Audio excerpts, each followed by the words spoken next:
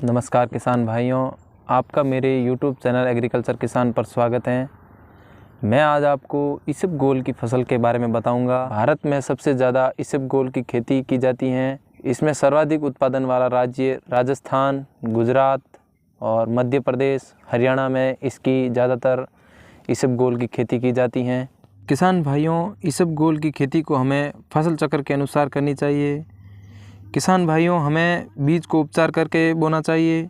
अगर आप बुआई के समय बीज उपचारित नहीं करते हो तो इसमें उगटा रोग और जड़ गलन की समस्या आ जाती है।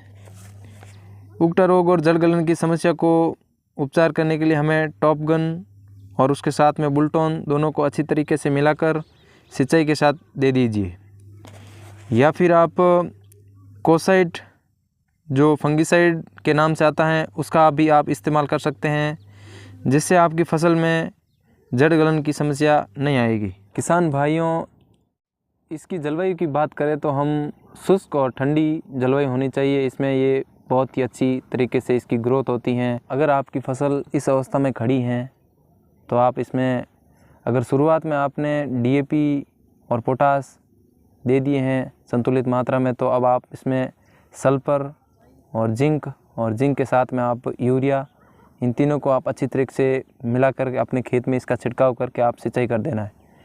इससे पौधे में बहुत अच्छी बढ़वार लेगा। इसबगोल की फसल में 60 दिन की अवस्था में उसमें बालें निकलनी शुरू हो जाती हैं। उसके बाद में हमें इसबगोल की फसल में ज़्यादा पानी नहीं देना चाहिए। इसबगोल की फसल में फूल और दाने बनने की अवस्था में इसमें सिंचाई नहीं करनी चाहिए, क्योंकि इसमें ज़्यादा सिंचाई करोगे तो आप इसमें रोगों का प्रकोप बढ़ जाता है।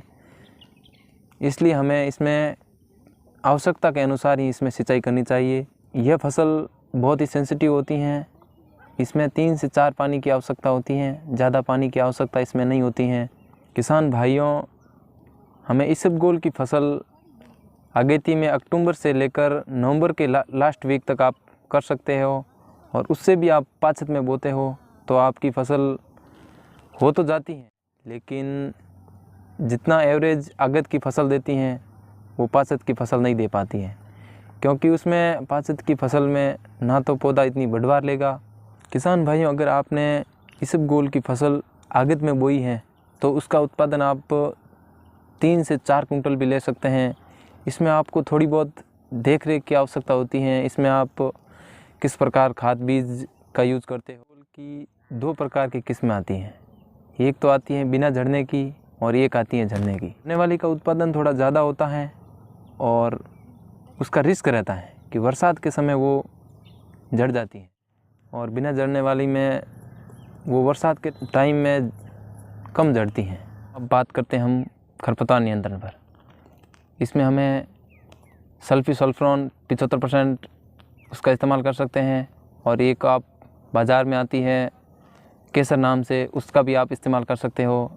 इसमें काफ़ी हद तक वो खरपतवार को नियंत्रण कर देती हैं। और किसान भाइयों, आपको मेरी जानकारी अच्छी लगी हो तो आप मेरे YouTube चैनल को सब्सक्राइब करें और लाइक करें।